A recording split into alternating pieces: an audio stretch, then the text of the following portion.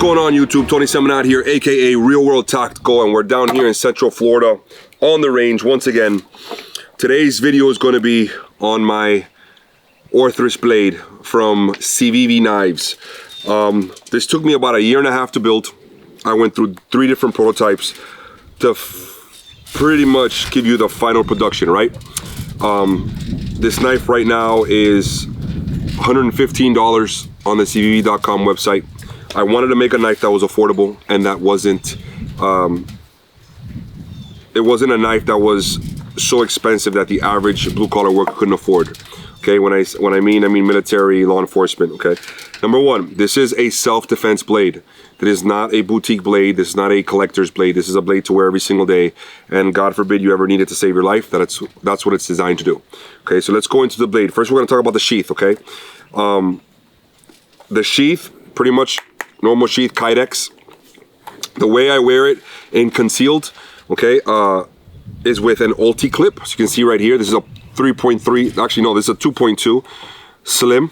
I either wear it with a 2.2 or a 3.3 slim, right? The 3.3 is a little bit longer and it has 2 screws instead of 1, as you can see right here, and it clips in, goes right into your pocket, and you snap it in. Okay, that's how I usually wear it. All right, that's the sheath. Now, talking about the blade. So a couple different things about this blade. Number one, it is a double-edged blade, as you can see here. It is sharpened on the right and on the left side, and also on this curve right here. Okay, then you have your serrations. All right, it is a fixed blade. As you can see right here, it is in a straight position.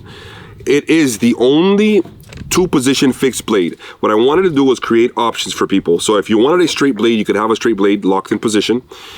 It has a button right here, as you can see, and it locks into the karambit position. Okay, so right now you have a karambit style blade, as you can see there, or you have a straight style blade. It's your choice.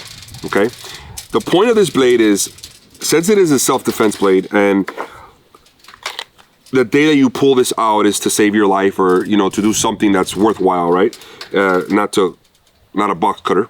I wanted to make the blade that every single movement on this blade was either a cutting or stabbing movement, meaning when it is deployed, okay, whether you move it this way, okay, it will cut you.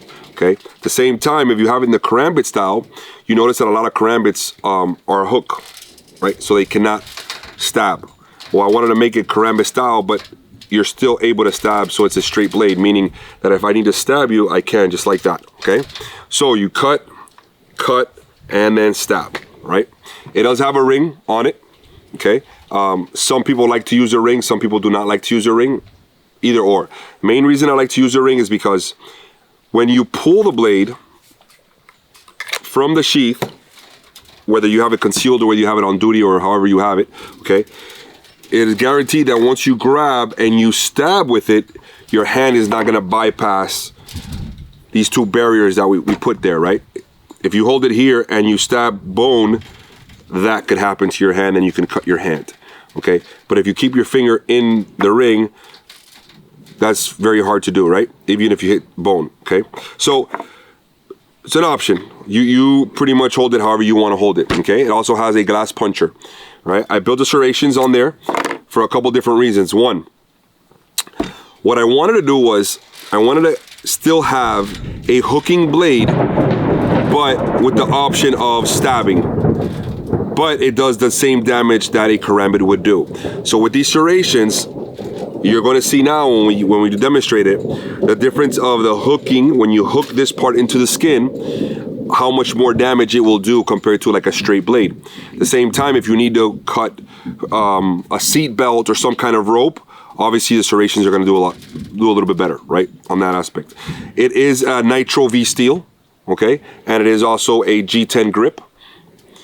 I mean, it's a solid blade.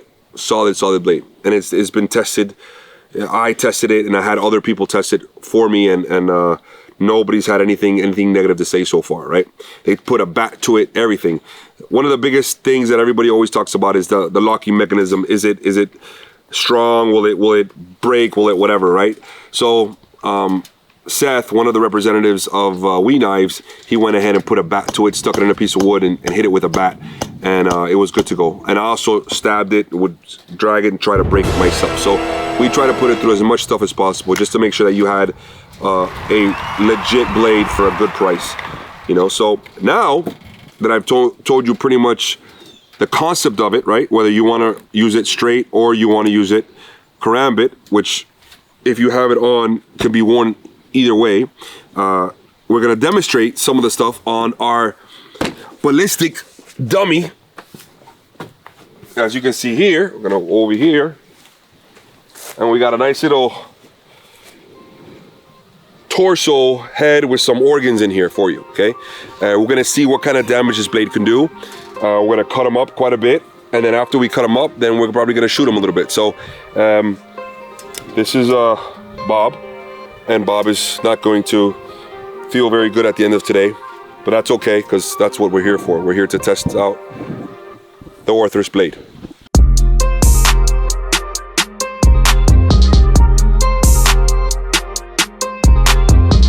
All right, guys, so you can see right here, that was the first slit that I did right on his neck, and I literally went in that far deep, okay? All the way across from here, it opened up all the way to this part right here.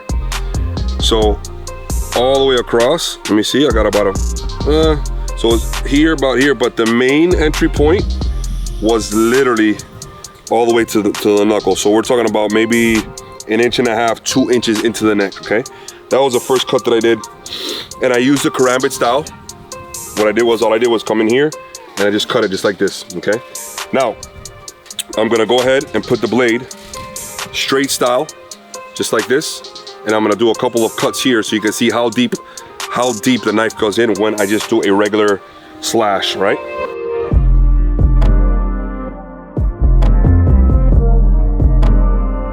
So a quick slit, all I did was get it, just pass it across here, and you can see that it went in pretty much finger length, right? Went about that far deep in. So it went in a good, maybe like 1 inch or so, okay? What I want to explain to you guys is, this is the difference. When you cut with the blade, and you press the blade, and it hooks into the hook here, and you pass the blade, okay? Once it hooks the skin, it slices it wide open. Right, compared to, as you can see right here, how far deep that is with a small little cut, barely anything. How far it goes in with no pressure. So the whole point of it is very little effort and a lot of damage, right? Now I'm gonna compare it to a regular fixed blade. All right, guys, so this is another CIVIVI blade, as you can see here. It is just a regular fixed blade. So on a regular fixed blade, I press and I cut, okay?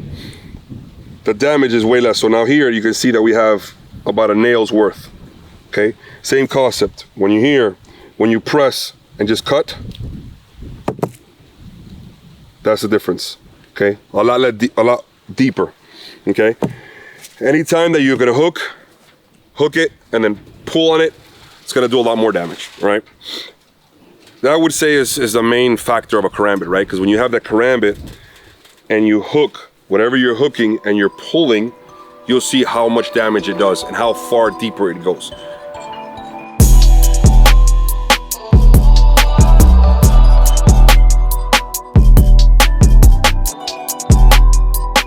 All right, so that was with the karambit style cut. And as you can see, I went in half my finger completely in. Okay, see that? See how far deeper it goes in? That's the biggest difference. Look at this. Look how it opens up, right? And that was with pretty much just placing and then cutting all the way through, right? Now, what are we going to the stabbing? So let's do some stabbing, a little bit of stabbing tests. People ask me all the time, was like, could a knife go through your skull? Could a knife go through your, through bone in your head? I've done several tests with this blade, and it has passed, right? So not a lot of effort in what we're doing here. So, you know, putting it into the brain, coming in and just stabbing straight into the bone right here. All right, so we just went ahead and put it right into the head. pretty much went right through the bone. Pull it right back out, okay? So you can see it was a full cut all the way through. Right? So I mean, you know, the point of that is how far is this blade gonna go? You know, and what do you have to do? How much effort do you have to put into it? All right, so we're gonna go ahead and stab the throat, see how far we can get into here, into the throat. Not that much effort. Ready? From right here. All right, so we got pretty much the whole blade went in there. You can see, out. All right, so one of the biggest things that they always ask is about the rib cage, right? So let's talk about the rib cage. Let's do a couple stabs on the rib cage.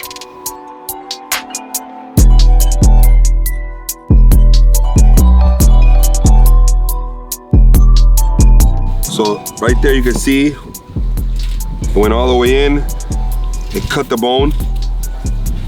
I'm gonna try one more. All right, there it is. That one I actually put some force behind it, right? And then stuck in the bone. Bone is broken. And there you go. As you can see, it starts to bleed out now. When you're dealing with these type of knives, regardless of the matter, you know, it's one of these things where every movement you do has to be a movement that's aggressive and worthwhile. It's not smaller movements. So when you're cutting, you have to cut with intent, right? You're pressing and cutting, right? Imagine catching a cut from here to here, across your chest like that, this deep, finger's worth, right? That just opened you up pretty good. Let's go with another cut. I'm gonna do another cut right here in the center, below the sternum.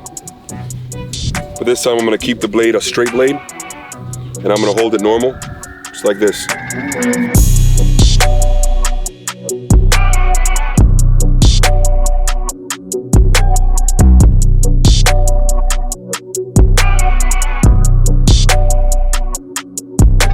So you saw what I did was I punctured and then I ripped down, right? So as you can see, finger goes in all the way in and then come out this way. Opens up the wound, and now the wound doesn't close on. As you can see, there's more blood coming out, right? You know, it's pretty catastrophic, right? You're in a world of shit at that point. Let's see what else we could do to the head and to the face. I want to test out this my brass knuckles with spikes on them too. So I want so you guys can see what kind of damage it does as well.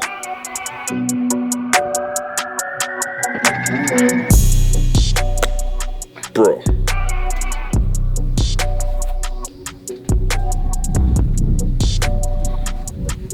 Fucking went right through this motherfucker. Completely.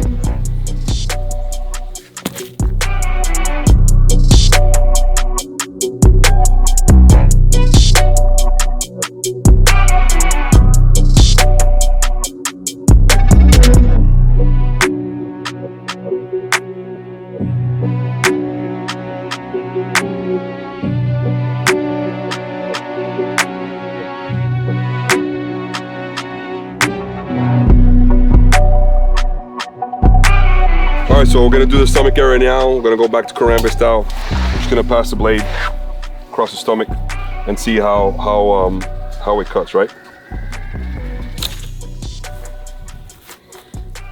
See how far deep it went in? Whoop! About a whole finger in. Got a little bit deeper in here. It's not bad. Stabbing. Let's go stab, see how deep I can get this blade in there. Ready?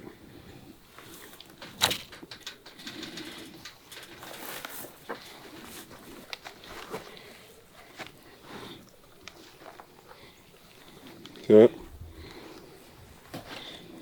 What I like to see the most is I like the cuts is what I like to see, right? Because I like to see how when you put the blade on here and you cut, how deep it goes, how much damage this actually does. So the other style is just like this, where it's a pick style. Okay, let's do right here on this side. cross body. From here. Yep. Going all the way to the bone. Literally all the way to the bone. All the way across.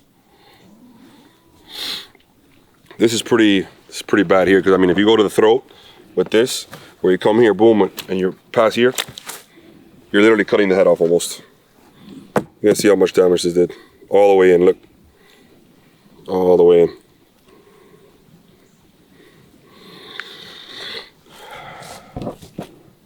All right, guys, so you pretty much see, you know, I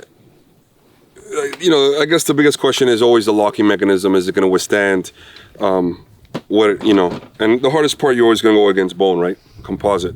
So this is supposed to be like a composite that mimics bone, right? Obviously it's not bone, but in regards to the density and everything, it's supposed to be very accurate, okay? And as you can see, doesn't matter where we decide to stab this on the head, it always penetrates the bone, and no issues. I think we pretty much hit the brain there on that one. All right, guys, that pretty much concludes our video for today. I hope you enjoyed the explanation that I gave for my Orthrus blade from CIVIVI. Okay, so my signature blade. You guys will have all the information if you want to purchase it. RWT15 gets you 15% off at civivi.com, and it also gets you 15% off at ulticlip.com. Okay, both of those links will be in the description. And big thanks to Ballistic Dummy Labs for hooking us up with this dummy to cut up and have some fun with. And hope you guys enjoyed the video. Comment, subscribe, let me know, tell your friends, and I'll see you on the next one.